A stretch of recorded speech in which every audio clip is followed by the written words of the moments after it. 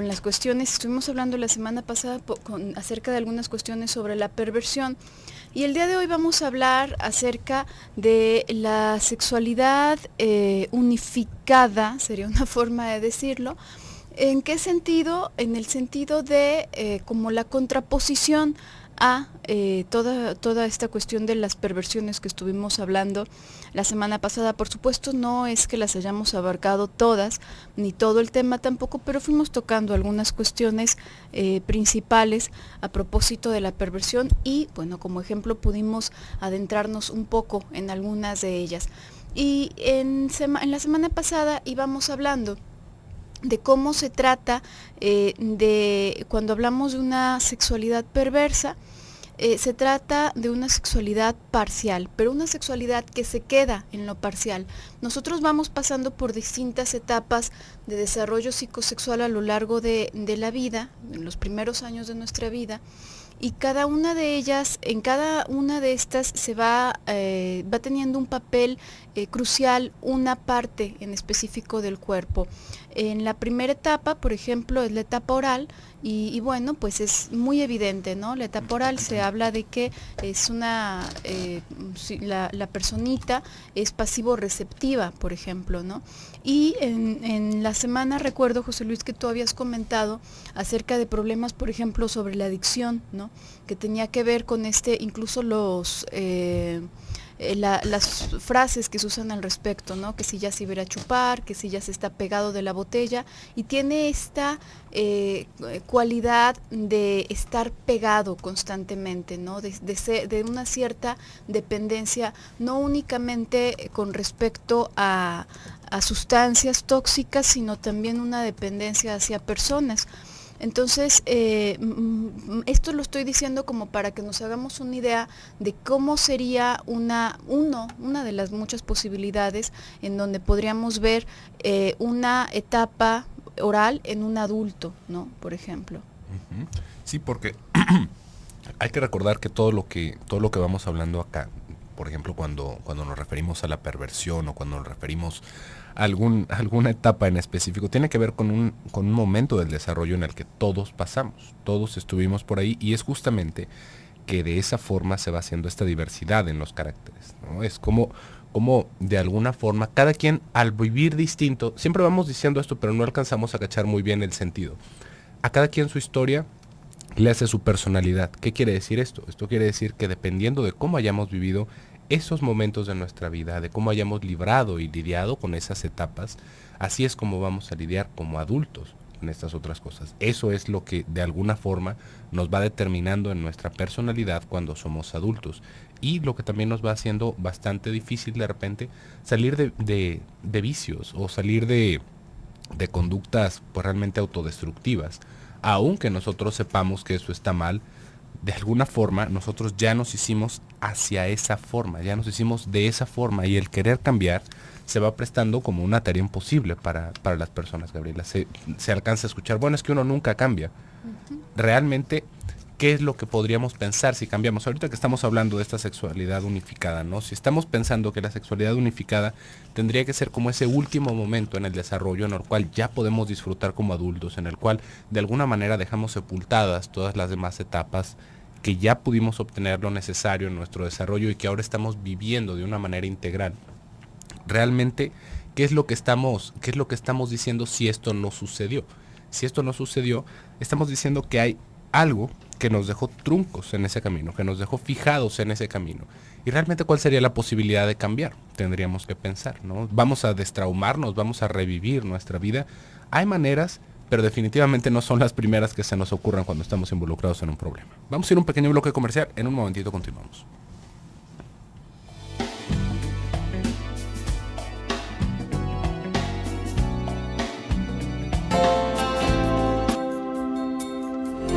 Regresamos a tu programa Desde tu Mirada, 6:19. Estamos hablando el día de hoy acerca de la sexualidad integrada. Estamos explicándolo un poco en contraposición a lo que estuvimos hablando la semana pasada, que era sobre las perversiones. Decíamos, en cada una de estas etapas es una parte del cuerpo la que está, en donde está más énfasis. Y decíamos, por ejemplo, a propósito de la etapa oral, que, bueno, pues tiene que ver con, ya puesto en la edad adulta, tendrá que ver con una fijación en esta etapa, tendrá que ver tanto con desórdenes alimenticios, por ejemplo, con adicciones, etcétera. Y cuando hablamos de perversión, bueno, probablemente en gran medida en la pasividad, ¿no? Hablábamos de algunas perversiones que se quedan en lo pasivo, por ejemplo, únicamente en el observar. Otras etapas, por ejemplo, la etapa anal, que es la etapa siguiente, bueno, pues en esta etapa no crean que van tan así como seguiditas, ¿no? Las etapas, nada más es una forma como de poder estudiarlas. Más o menos se van sucediendo una a la otra. Y en la etapa anal es justamente en la cuestión de las excreciones, en donde se va prestando más énfasis y curiosidad del niño, ¿no? Acerca de sus propias heces incluso, y su propia orina también. Y bueno, a propósito de la cuestión del control de sus esfínteres, ¿no? De si va al baño, empiezan a aprender a ir al baño, o empiezan a tener problemas para aprender a ir al baño, etcétera. Y por ahí hay muchas perversiones, no tuvimos tiempo de abarcarlas todas, pero está también la cuestión, hay ciertas perversiones que tienen que ver justamente con el manejo del excremento durante la relación sexual. Y se hacen, bueno, pues distintos manejos del excremento o incluso de la orina.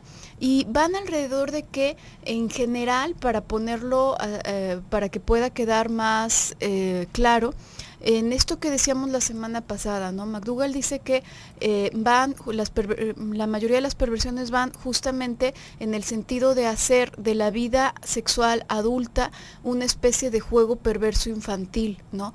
Donde se está negando la cuestión más seria o más adulta de la relación entre un hombre y una mujer, y se está asumiendo que realmente la relación sexual tiene que ver, por ejemplo, con jugar con excremento, como lo podría hacer un niño, o con un montón más de actitudes infantiles, hasta llegar incluso a la pedofilia, ¿no? Como hablábamos ya el día viernes. Entonces, otra de las etapas, la siguiente etapa es la etapa edípica, y es justamente esta en donde se debe de hacer la renuncia al amor edípico, ¿no? Que es el amor hacia la propia mamá o hacia el propio padre.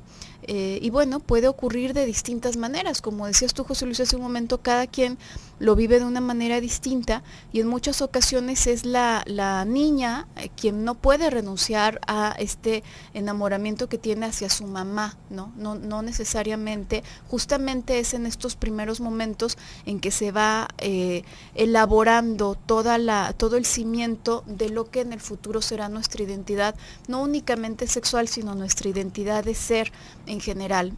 Entonces, bueno, pues dependiendo del manejo y dependiendo de los padres y los cuidadores que estén alrededor de estas criaturitas, es que se van a vivir las distintas etapas. Y es en esta etapa edípica justamente donde se debe de hacer esta renuncia, una renuncia que cuesta bastante, por cierto, y que resulta crucial para la cuestión de la perversión en el futuro, no únicamente en el aspecto de las cuestiones sexuales, que como mencionabas en la semana pasada, no tiene que ver necesariamente una persona que tenga una perversión sexual como un fetichismo, por ejemplo, no significa que sea malvado, ¿no? O que pase por encima de los demás. Hay muchas perversiones que sí implican pasar por encima de los demás, como pueden ser un gusto por violar a las personas, o la pedofilia en sí misma, que sí es un acto violento cuando se lleva a cabo, como decíamos el viernes, Pero la cuestión aquí edípica, cuando no se lleva a cabo la renuncia, bueno, pues esto tiene mucho que ver con en el futuro, en el adulto, con un carácter ya psicopático, con este carácter que sí tiende constantemente a estar violando los límites, a estar pasando por encima de las personas y a tomar lo que no corresponde. Entonces, ¿qué ocurre? ¿Qué significa una sexualidad integrada? Significa que pasadas estas etapas y pasada una cierta etapa de latencia, en donde el niñito se da cuenta más o menos de cuáles eran los límites, cuáles son los límites con los cuales se rige la sociedad, y entonces le empieza a dar vergüenza la cantidad de cosas que hizo y preguntó y mostró en su niñez y quiso hacer durante su niñez. Entonces de pronto aparece una especie de amnesia infantil que de hecho pues muchos la podrán registrar, difícilmente se tiene un recuerdo claro de los primeros 5 años de vida, y en su lugar aparece una aversión por las personas del sexo opuesto, y entonces más o menos por la primaria los niños empiezan a repudiar a las niñas y las niñas a los niños, y ya son así como actividades por separado, y fuchi los niños, fuchi las niñas, etcétera. Después de eso se esperaría que la sexualidad surja, pero unificada en los genitales, ¿no? Ya después de haberse desplazado de estar en la atención puesta en la boca, en la pasividad, en el estar recibiendo, la atención puesta en las heces, en toda esta cuestión de las excreciones, la atención puesta en lo que no me pertenece, que es la pareja de mi padre o la pareja de mi madre, bueno, pues finalmente que esté unificada, y no es que estos otros elementos desaparezcan, sigue existiendo el placer de ver la desnudez de la pareja, el placer de ser visto, el placer del beso, por ejemplo, un montón de cosas, pero ya se encuentran unificadas en el aspecto genital también. Uh-huh. Y es que tendríamos que pensar justamente en cómo vamos viviendo nuestra sexualidad para pensar qué otras partes de nuestra vida también están sufriendo por estos asuntos del desarrollo, ¿no? Muchas veces, muchas personas tienen esta idea, ¿no? De que se puede llevar una vida muy tranquila, de que se puede trabajar, se puede estar casado, se puede tener un perro, una camioneta familiar, una casita muy bonita, y eso ya es, digamos, como la vida en su totalidad, ¿no? Esto es lo que tendría que estar bien. Sin embargo, dentro de la alcoba pasan pues un sinfín de cosas, ¿no? Pasan un sinfín de cosas desde cómo vamos viviendo nuestro deseo. ¿Realmente sentimos deseo por la sexualidad?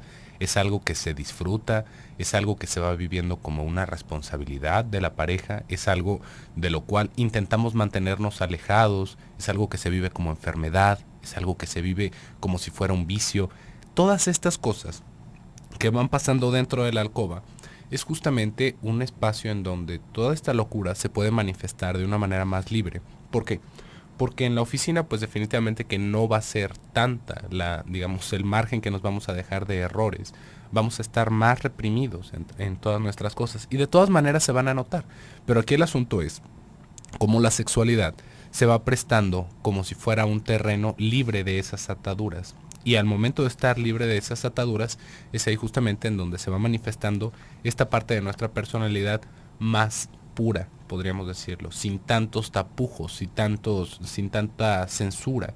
Y por lo mismo nos puede mostrar cosas de nosotros, ¿no? Alguien nos estaba mandando una participación hace algunos días en donde el esposo tenía un cuadro de ansiedad generalizada y disfrutaba de utilizar pantimedias, ¿no? Y uno podría decir, ¿por qué pantimedias, no? ¿Cuál sería el punto? Y no es que sea un caso aislado, realmente es un tipo de situación bastante recurrente, porque las pantimedias no se ven, ¿sí ve? Porque las pantimedias van abajo del pantalón, y eso es algo que puede llegar hasta a hacer sentir excitado a la persona que se las está poniendo. ¿Por qué? Porque es ese contacto con la piel, con una prenda femenina, mientras nadie más se da cuenta. Esto lo podemos ver también de la misma manera cuando alguien no usa ropa interior.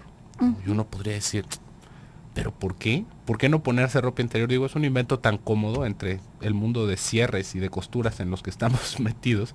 ¿Por qué alguien no se pondría ropa interior? ¿Por qué una mujer no se pondría ropa interior? ¿No? Es una cosa de higiene. Pues bueno, es justamente por ese detalle de me siento de alguna manera excitado o excitada de que yo sé que hay algo que no tengo y como los secreto, demás no saben. ¿no? Ajá. Es un secreto. Y en ese secreto justamente es que se está revelando esta parte de la locura, de cómo estamos viviendo nuestra sexualidad y de cómo justamente en esa área libre de represión, y no totalmente libre de represión, pero más libre de represión, vamos mostrando estas partes de nuestra historia que no le contamos a muchos más. Por ahí va diciendo también, no me acuerdo si es McDougall, Gaby, pero va hablando de las locuras privadas, ¿no? Joyce McDougall, sí. Joyce McDougall, ¿no? Es realmente todo lo que pasa dentro de nuestra cabeza. Vamos a ir a un pequeño bloque comercial, en un momentito continuamos.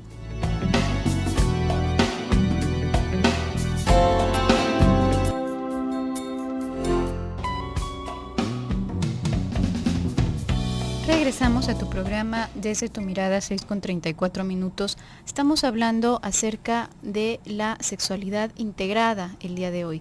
Y es un poco, aunque más o menos lo vamos hablando en distintos momentos, creo que es un tema que cuesta un poco de trabajo pensarlo en relación con la vida adulta y sobre todo con la sexualidad adulta, ¿no? ¿Qué consecuencias puede llegar a tener la manera en que sale o no bien librada cada una de estas etapas de nuestra vida para manifestarse más adelante en la vida adulta? Podríamos decir incluso que es una especie de utopía pensar que las personas en sí salimos bien libradas, ¿no?, de las etapas. En realidad, bueno, pues hay muchas formas distintas, y en el mejor de los casos lo libramos de una manera que no resulte destructiva en el futuro para nosotros mismos o para las personas que están en nuestro alrededor, ¿no?, directa o indirectamente. Si quisiéramos hablar de una manera así, en este sentido utópico, podríamos pensar que lo que tiene que ver con las relaciones interpersonales e incluso la vida sexual, a propósito de la etapa oral, por ejemplo, tendríamos que pensar en esta posibilidad de disfrutar con la pareja, estando cerca y lejos, ¿no? Personas que tienen una fuerte dependencia tienden a crear relaciones muy fusionales en donde de hecho, y estoy hablando de situaciones en donde no está unificada esta sexualidad, ¿no?, en donde de hecho la vida sexual aparece como totalmente secundaria, si es que aparece, ¿no? Son relaciones en donde incluso se puede tener un cierto repudio por el intercambio sexual, pero sí se quiere estar más bien como abrazado, abrigado por el otro, abrigada por la pareja, etcétera. Entonces aquí, bueno, pues estamos ante una situación donde se está buscando más bien como una especie de madre, ¿no?, una especie de madre eterna o sustituto de la mamá en la pareja, sea este hombre o mujer, ¿no?, independientemente de ello.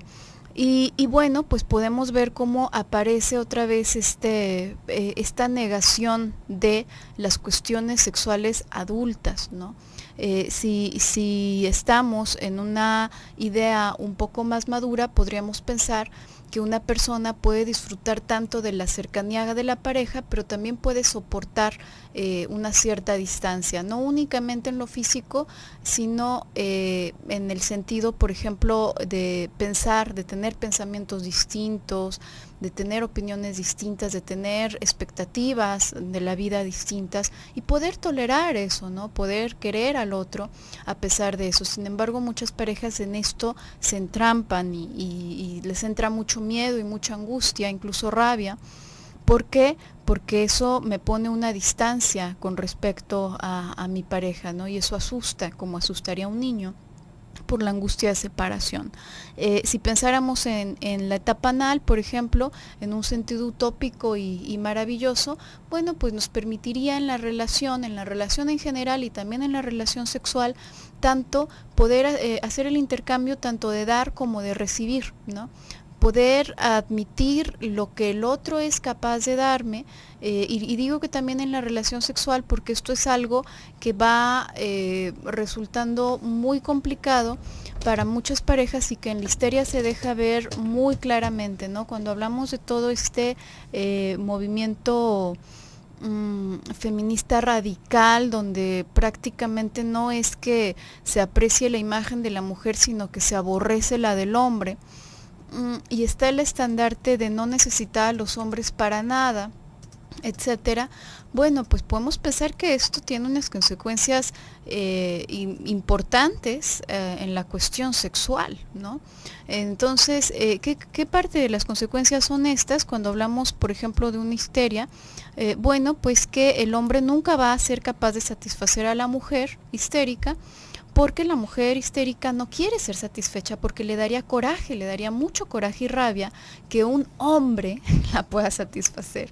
Necesitar un pene para poder estar satisfecha, eso genera mucha rabia, porque como él puede tener algo que yo no, como él va a poder darme algo, yo puedo sola, ¿no? Desde hacer alguna instalación eléctrica en mi casa hasta satisfacerme en la cama, entonces da mucha rabia eso y no permite el poder recibir algo lindo y algo bueno de la pareja, ¿no? También en el caso del hombre puede suceder, pongo el ejemplo de la histeria porque es, bueno, pues en verdad muy evidente, ¿no? Ahora, esto no es algo que pase conscientemente por la cabeza de esta personita y diga, yo voy a hacer como que no disfruto. No, lamentablemente es que está incapacitada para disfrutar la relación sexual y sí se frustra por ello, sí querría, pero al mismo tiempo no quiere admitir que puede llegar a disfrutarlo, ¿no?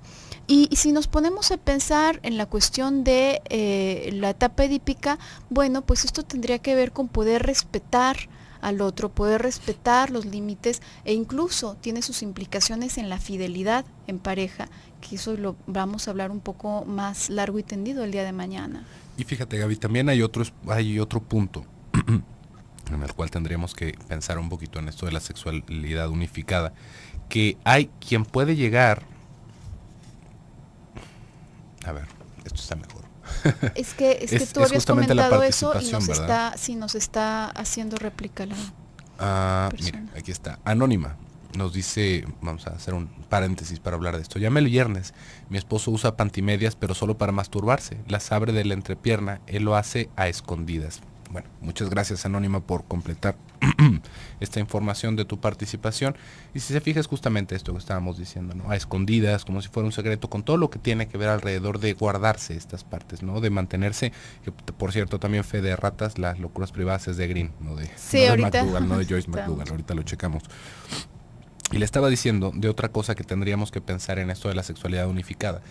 Hay un movimiento últimamente que tiene que ver con todo esto de la diversidad en la sexualidad, en el que se va utilizando un argumento que a mí me parece sumamente destructivo porque nos deja cegados de poder ayudar a las personas y de poder entender qué es lo que está pasando, en donde se habla que es una decisión la sexualidad. No hay cosa más mentirosa que hablar de eso. La sexualidad no es una decisión, nuestras preferencias sexuales no son una decisión. Piénselo, cuando lo vamos hablando, por ejemplo, en personas que nosotros vemos bisexuales o transgénero u homosexuales, suena muy lógico decir, bueno, es que ellos deciden qué es lo que hacen, qué es lo que no hacen, ¿no? Simplemente basta con tener un poquito de empatía. Usted se declaró heterosexual, si es usted heterosexual. Es una falacia, esta idea de que nosotros elegimos, de que es una decisión. ¿Por qué? Porque también al momento en el que hablamos de que es una decisión, fíjese cómo vamos haciendo responsables a las personas de cosas por las cuales hay otras personas que sienten que se deben de castigar, ¿no? Podríamos pensar en todo ese tiempo que se ha castigado de la homosexualidad y ahorita, por ejemplo, todavía hay naciones que castigan la homosexualidad y uno podría decir, eso es exactamente lo mismo que castigarnos y que perseguirnos por el color de nuestra piel, ¿no? ¿Por qué? Porque nosotros no tenemos ninguna decisión sobre ello. Nosotros nacemos de esta forma, nosotros nos vamos criando de esta forma y ese es el resultado. No es una decisión, no es algo que nosotros podamos hacer algo para cambiarlo. O piénselo usted, ¿no? Si usted es heterosexual, ¿qué podría hacer para cambiar sus preferencias a homosexual? ¿No? Realmente se podría esto. Y todavía nos podemos poner más tarugos con este tipo de enfoque. ¿La pedofilia es una elección de pareja? Porque también ahí estamos hablando de filias, ¿no? Estamos hablando, porque cuando hablamos de la homosexualidad, forzosamente tendríamos que entender que es algo que sucede, algo que va dejando ese final, que va dejando esa elección en esta persona y que justamente se acaba viviendo con dolor. Esto es una cosa que, bueno, casi por lo general no se habla, ¿no? ¿Por qué? Porque estamos hablando de cosas que difícilmente se pueden cambiar de una persona y que realmente no es la intención cambiarlo, pero podemos ver dentro de ese acomodo homosexual cómo hay digamos, un manejo muy distinto de lo que podríamos pensar como si fuera un manejo heterosexual. ¿Qué quiere decir esto? Podemos darnos cuenta, no es en todos, pero nos podemos dar cuenta de qué tan difícil es mantener una relación de fidelidad en la homosexualidad, ¿no? ¿Por qué? Porque ahí tendríamos que entender en todo esto que hemos estado hablando de la sexualidad unificada. Y de la misma manera, fíjese cómo llegamos a un absurdo si hablamos de estas elecciones en nuestra sexualidad por decir, bueno, pues es que un pedófilo es alguien que escoge como su pareja sexual a un niño o a una niña. ¿Y ahí qué pasa? Ahí cómo vamos a hacer, no, bueno, porque son niños. Bueno, ¿y cuál sería la diferencia si es una elección?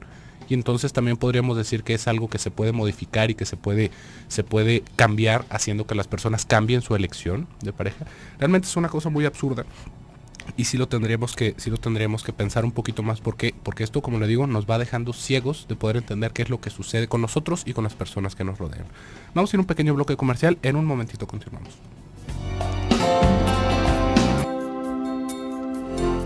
Regresamos a tu programa Desde tu Mirada. Ya estamos en el último bloque del programa del día de hoy. Estamos hablando acerca de la sexualidad integrada y tenemos otra participación anónima. Nos está compartiendo: cuando estaba recién casada de 18 años, para alcanzar el orgasmo tenía que imaginar que era una niña y que estaba con un adulto.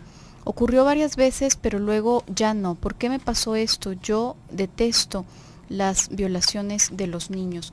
Fíjate, Anónima, aquí está una cuestión que es muy interesante de lo que tú nos estás compartiendo. Decíamos hace un momento que no es que lo que estábamos hablando, lo que yo comentaba hace un momento acerca de el salir bien librado, entre comillas, de las distintas etapas, decía que era una cierta utopía porque a final de cuentas quedan ciertos rezagos, se podría decir, como normales en distintas personas, y esto de alguna manera le da una característica especial en general la personalidad, como tú lo decías al principio, ¿no, José Luis? Del individuo.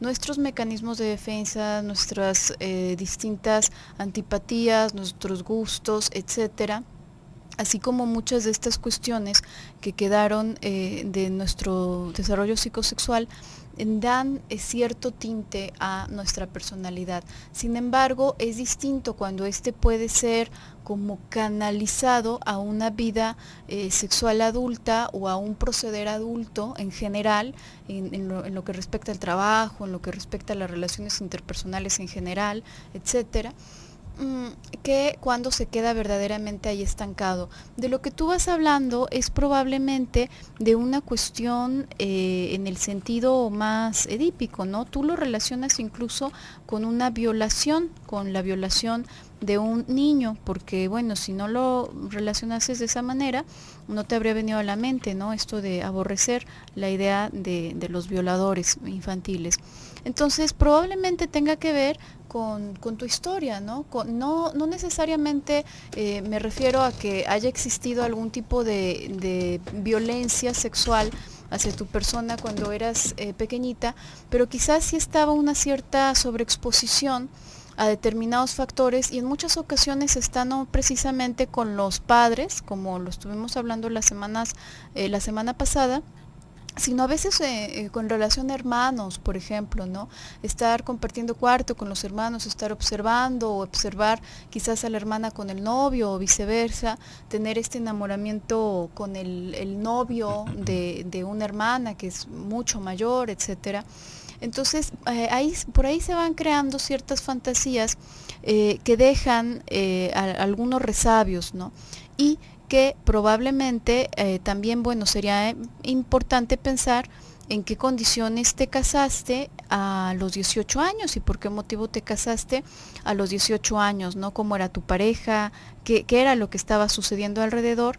Porque si bien, bueno, a los 18 años ya es mayoría de edad, pues la verdad es que una persona de 18 años es una persona todavía inmadura, ¿no? Todavía apenas sí entrando al mundo de adulto joven.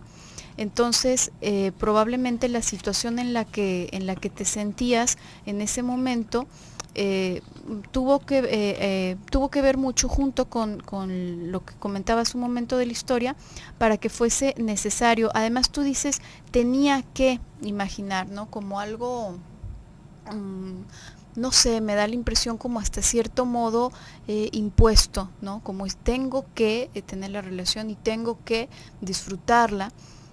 Entonces pienso que tendrá que ver con eso y probablemente a lo que me refiero con los 18 años es a que todavía no se está del todo maduro en muchos sentidos y tampoco sexualmente, ¿no? Entonces todavía se van formando esos patrones y esos incluso gustos. De hecho se dice que en la preadolescencia, que bueno, 18 años ya no es una preadolescencia, pero todavía no hay una madurez completa. En la preadolescencia se van reeditando justamente estas etapas de desarrollo psicosexual, si bien pasan a una etapa de latencia, más o menos por la edad de la primaria, y bueno, ya después se van estructurando de otra manera. En el adolescente reaparecen y pueden reaparecer viejos vicios, por ejemplo, que a los papás les dan muchos dolores de cabeza en los chicos, ¿no? Acerca de su higiene personal, por ejemplo, si hablamos sobre la etapa anal, acerca de lo pegados que pueden estar o el miedo que puede resurgir, por ejemplo, si hablamos un poco de la etapa oral, etcétera, ¿no? De la pegazón que pueden tener también con uno de los padres, con el papá o con la mamá, con estos celos, con este querer sentirse ya como el hombre de la casa, entonces yo voy a defender a mi mamá y tú eres un patán, o la chica en este caso. Entonces van resurgiendo estas y es también es un momento en que se vuelven a moldear, ¿no? Hay otro momento en que se pueden volver a moldear estas y es importante, bueno, pues poder poner los límites y tener las herramientas que quizás no se tenían en la primera vez en que los niños estaban pasando por esta etapa. Entonces yo podría pensar, sobre todo por el hecho de que desapareció esto, que va en función también a esa falta de madurez, ¿no? En lo sexual. Y también tendríamos que pensar otra cosa que llega a suceder con las relaciones sexuales. Para las mujeres, Anónima, es muy común sentir la relación sexual no como un momento de estar compartiendo la intimidad con el otro, sino de sentirse dominadas, de sentirse sometidas. Y hay algo bastante interesante alrededor de esto, en el cual esto se llega a erotizar, ¿no? ¿Por qué? Porque si te fijas, en todo nuestro contexto cultural, de alguna manera se va premiando esta indefensión en las mujeres, se va tomando como algo agradable para los hombres, cosa de pensar en todos estos cuentos de la princesa siendo rescatada de un dragón, ¿no? De la princesa siendo rescatada de algún maleficio que le pusieron, de la dama en peligro, ¿no? Esto, de alguna forma, vamos a escuchar comentarios sumamente negativos por grupos feministas que se pueden manifestar en contra de esto, porque deja a la mujer como en un lugar devaluado, podríamos pensar.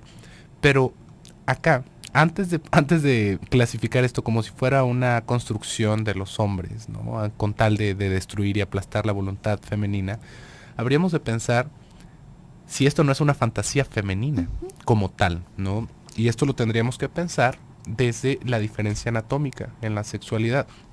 No nos vayamos tan lejos. No hace mucho se salió en el cine y bueno, en las novelas, ¿no? En los libros impresos, toda esta historia de Crepúsculo, de Twilight, ¿no? ¿Recuerdas, Gabriel, todas estas películas? En donde, fíjese, todo el contexto de esa película, la muchacha se llamaba Bella, ¿no? Y toda la historia era alrededor de con qué muchacho se quedaba, de en qué tantos momentos estaba en peligro, de cómo tenían que consumar su afecto. No me juzgue, uno tiene que estar al pendiente de este tipo de manifestaciones culturales para saber qué es lo que está sucediendo, ¿no? en el mundo actual.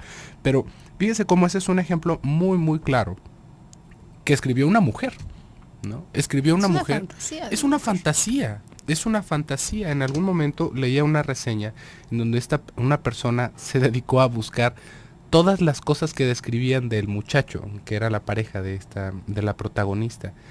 Pocas veces se hablaba de que si era alto, si era bajito, se hablaba de sus olores, se hablaba de lo que hacía sentir a esta muchacha. Entonces queda un hueco en ese tipo de narrativa en donde cada uno se puede proyectar. ¿Por qué cree que tuvo tanto éxito eso? No es porque haya una maquinaria sexista atrás de todo esto, es una fantasía que podríamos ubicar muy en las mujeres. Y esto que tú nos estás diciendo, Anónima, podría parecer como una cosa perversa y abominable, ¿no? Es que cómo voy a pensar que yo era una niña, pero justamente este es exactamente el mismo modelo en el cual se puede llegar a representar en los adultos esta relación de dominio. Yo no sé qué es lo que está pasando, yo me hago la inocente. Si ves, tú lo tenías muy claro en el que eras una niña, pero podemos ver en personas mucho más grandes, ¿no? Mucho más adultas, en donde siempre dicen, no, pues es que ¿a qué se están refiriendo con esos albures? ¿No? ¿Qué sentido tiene que me estén diciendo esto? ¿Por qué se me quedan viendo los hombres? Porque también están puestos en una postura infantil, y es justamente esta la manera de vivir la sexualidad, y que por supuesto habla de una fijación, habla de una característica histérica, pero que aún así vamos hablando de cómo nos podemos reconocer, y no porque sea esto una enfermedad, sino por saber más a profundidad quiénes somos nosotros. Pues el día de hoy se nos ha terminado el tiempo. Muchísimas gracias por el favor de su atención. Yo me despido, soy José Luis Amarripa. Yo soy Gabriela Maldonado, hasta mañana.